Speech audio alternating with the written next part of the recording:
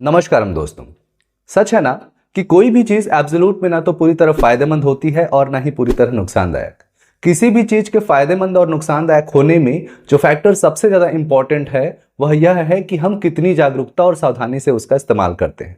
अगर जागरूकता से इस्तेमाल करें तो जहर भी दवाई का काम करती है, और अगर बेहोशी और असावधानी से इस्तेमाल करें तो दवाई भी जहर का काम करती है। ठीक ऐसी ही हालत है आज के समय में ऑनलाइन प्लेटफॉर्म्स की। एक तरफ तो इसने पूरी दुनिया के हर क्षेत्र में क्रांति ला दी है, पर दूसरी तरफ आजकल इस प्लेटफॉर्म्स के माध्यम से प्रतिदिन दुनिया में अरबों खरबों की ठगी या स्कैमिंग की जा रही है। अगर हम सिर्फ भारत की ही बात करें तो प्रतिदिन करोड़ों की ठगी सिर्फ यहीं की जा रही है। Fake phone calls, messages, lottery जीतने का झांसा देना और ना जाने कितने अलग अलग तरीकों से लोग आजकल ऑनलाइन ठगी का शिकार हो रहे हैं, जिसके बारे में कभी ना कभी आपने सुना ही होगा। और मैं दावे के साथ यह भी कह सकता हूं कि मुझे सुन रहे कई सारे लोग इस तरह की ठगी का शिकार भी हुए होंगे, और मेरे ख्याल से ऐसा कॉल लगभग सभी ने एक न एक बार तो रिसीव जरूर किया होगा। लेकिन आज मैं जिस ऑनलाइन ठगी की चर्चा आप सबसे करना चाहता हूं वह इन स्कैमर्स के द्वारा अभी नया नया इजाद किया गया है, जिसकी जानकारी अभी फिलहाल ज्यादा लोगों को नहीं है और जिसकी जानकारी सबको होनी ही चाहिए। तो दोस्तों, आज की वीडियो इसी नए ऑनलाइन स्कैम के प्रति आप लोगों को जागरूक करने के लिए है, जिसमें मैं इस ऑनलाइन ठगी के बारे में आपको सब जानकारी देने की कोशिश करूंगा ताकि आपकी इस विषय में जागरूकता बढ़े और आप खुद को और दूसरों को भी इसका शिकार होने से बचा सके। तो दोस्तों, आइए वीडियो में आगे बढ़े। दोस्तों, यह जो नया डिजिटल या ऑनलाइन स्कैम है उसका नाम है डिजिटल अरेस्ट या online arrest. Digital arrest scam एक प्रकार की साइबर ठगी या धोखाधड़ी है जिसमें ठग खुद को सरकारी अधिकारी, पुलिसकर्मी या किसी लॉ इन्फोर्समेंट एजेंसी का सदस्य बताते हैं और लोगों को जेल ले जाने का डर दिखाकर उनसे पैसे लूटने का प्रयास करते हैं।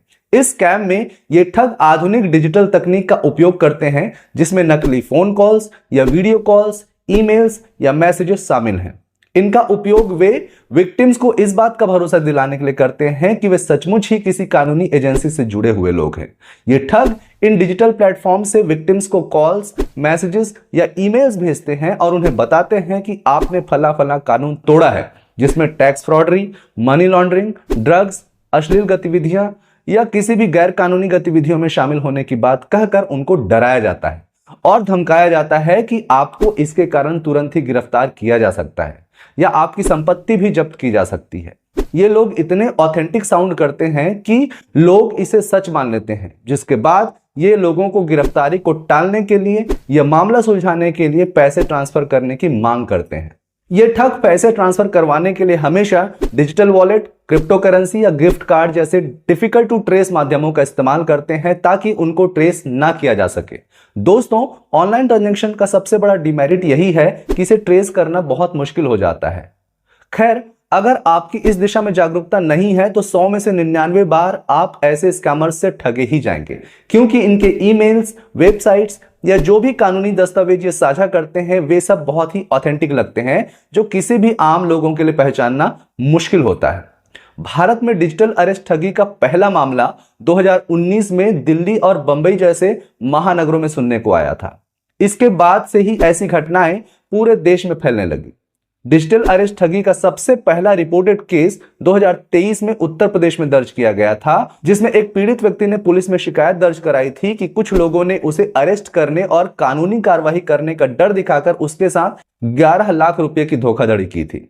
अभी 2024 की ही पहली तिमाही में अगर डेटा देखें तो डिजिटल अरेस्ट स्कैम्स के 4599 मामले देश भर में अलग अलग जगहों में दर्ज किए गए हैं, जिसमें पीड़ितों ने करीब 120 करोड़ कुल मिलाकर इन ठगों पर लुटाया है।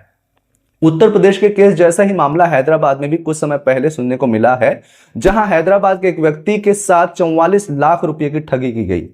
यहां पीड़ित एक टेक एक्सपर्ट था जिसको मनी लॉन्ड्रिंग के केस में फंसाकर लगभग 30 घंटे तक उसे हाउस अरेस्ट करके रखा गया था और फिर 44 लाख की धन उगाही की गई थी। पीड़ित के अनुसार ये स्कैमर्स बाकायदा पुलिस की वर्दी में होते थे, जहां उन्होंने उनके अगेंस्ट कई ऐसे फर्जी दस्तावेज तैयार किए थे जो उस जैसे हाईली एजुकेटेड व्यक्ति के लिए भी पहचान पाना संभव नहीं था। दोस्तों, ऐसे डिजिटल अरेस्ट स्कैम के केसेस न केवल भारत में बल्कि अमेरिका, ऑस्ट्रेलिया और ब्रिटेन जैसे देशों में भी दर्ज किए गए हैं।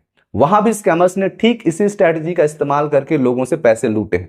दोस्तों, ये स्कैमर्स कहां से ऑपरेट करते हैं, इसका एग्जैक्टली पता लगाना अभी तक पूरी तरह संभव नहीं हो पाया है, क्योंकि ये सब ठगी के काम, खासकर ऑनलाइन ठगी जिसमें डिजिटल अरेस्ट भी शामिल है, ग्लोबल नेटवर्क्स के थ्रू रन किए जाते हैं, जो अलग अलग देशों से जुड़े नेटवर्क्स के माध्यम से ऑपरेट होते हैं। जैसे कुछ मामलों में अपराधी दुबई और अन्य देशों से पैसे ट्रांसफर करने के लिए इन नेटवर्क्स का इस्तेमाल करते हैं, जिनको ट्रेस या ट्रैक कर पाना लगभग असंभव सा होता है, और इसलिए रिपोर्ट करने के बाद भी इन्हें पकड़ा नहीं जा सकता, क्योंकि इन ग्लोबल नेटवर्क से ऑपरेट करने के कारण इनकी लोकेशन और ट्रांजैक्शन मिसलीडिंग हो जाती है, जो जांच के दौरान जांचकर्ता को कंफ्यूज कर देती है, और अगर कोई ये पता कर भी ले तब तक पैसा कहीं और ट्रांसफर किया जा चुका होता है और ये लोग किसी दूसरे नेटवर्क से ऑपरेट करना शुरू कर देते हैं। फिर भी कुछ जांचों के बाद साइबर क्राइम एक्सपर्ट्स को इसके लिंक ज्यादातर दक्षिण पूर्व एशियाई देशों से जुड़े दिखते हैं, जिसमें कंबोडिया, म्यांमार और वियतनाम जैसे देश शामिल हैं। इन देशों से साइबर अपराधियों ने भारतीयों और अन्य देशों के नागरिकों को बहुत स्कैम किया है। खैर दोस्तों, आगे बात करें तो अकेले भारत में अगर विभिन्न रिपोर्ट्स की माने तो रोजाना 10 से 20 करोड़ रुपए तक की ऑनलाइन ठगी होती है। तो आप सोच ही सकते हैं कि यह समस्या और अपराध कितना बड़ा है। दोस्तों, इस तरह के स्कैम से बचने का केवल एक ही तरीका है, वह है आपका जागरूक होना। आप अपने ऑनलाइन एक्टिविटी जिसमें पैसे का लेन देन, आपको प्रतिदिन आने वाले फोन कॉल्स, मैसेजेस और ईमेल शामिल हैं के प्रति जितना जागरूक रहेंगे, उतना ही आप खुद को और अपने आसपास के लोगों को भी इस तरह के स्कैम से बचा पाएंगे। साइबर क्राइम डिपार्टमेंट की सलाह के अनुसार इस तरह के डिजिटल अरेस्ट स्कैम से बचने के लिए सबसे पहले तो ऐसे कॉल्स या मैसेज पर तुरंत प्रतिक्रिया न दें। यदि कॉलर यह दावा करें कि वह किसी सरकारी एजेंसी से है, तो आप सबसे पहले संबंधित एजेंसी की आधिकारिक वेबसाइट पर जाकर संपर्क करें। अगर आपसे पैसे की डिमांड की जाए तब तो बिल्कुल ही समझ जाएं कि आप स्कैमिंग का शिकार हो रहे हैं। वे आपको कितना ही डराने की कोशिश करें, आप उनसे ना डरें और बिल्कुल भी पैसे उन्हें ना भेजें। इसके साथ ही कभी भी इन लोगों के साथ अपनी पर्सनल जानकारी जैसे बैंक डिटेल्स, आधार नंबर, पैन नंबर आदि भूलकर भी शेयर न करें। ऐसे ही डिजिटल अरेस्ट स्कैम के साथ साथ अन्य ऑनलाइन स्कैम से भी बचने के लिए कुछ सावधानियां आप जरूर अपना सकते हैं। जैसे व्हाट्सएप, ईमेल और टेक्स्ट मैसेजेस में आए किसी भी अननोन लिंक को खोलने से बचें। बने तो उन्हें तुरंत ही डिलीट कर दें। पब्लिक वाईफाई का यूज करते समय अपनी संवेदनशील जानकारियां जैसे बैंकिंग पासवर्ड्स आदि डालने से बचें। ओटीपी या एटीएम पिन जैसी जानकारियां किसी भी अनजान व्यक्ति के साथ साझा ना करें। इसके साथ हमेशा ही आधिकारिक और ऑथेंटिक वेबसाइट्स या एप्स का यूज करें। और इसके ऊपर अगर आपको कोई स्कैमिंग कॉल आए या स्कैमिंग हो जाए तो तुरंत ही साइबर क्राइम रिपोर्टिंग पोर्टल या 1930 पर कॉल करके अपनी शिकायत दर्ज करें, ताकि कम से कम आप दूसरों को इस तरह के स्कैम से बचा सकें। क्योंकि आपके कंप्लेंट पर होने वाले साइबर क्राइम डिपार्टमेंट के एक्शन के कारण स्कैमर्स को सेम नेटवर्क से दूसरों को ठगने का मौका नहीं मिलता। तो दोस्तों, आई होप कि आज की वीडियो से आपकी इस संबंध में जागरूकता थोड़ी और बढ़ी होगी। आप कमेंट कर जरूर बताएं कि आपको क्या कभी ऐसा अनुभव हुआ है। वीडियो को ज्यादा से ज्यादा शेयर करें। अगर आप मेरे चैनल में नए हैं तो चैनल को प्लीज सब्सक्राइब करें। दोस्तों, तो आज के लिए इतना ही। मिलते हैं अगले वीडियो में किसी और इंटरेस्टिंग टॉपिक के साथ। तब तक के लिए धन्यवाद, नमस्कारम, जय हिंद।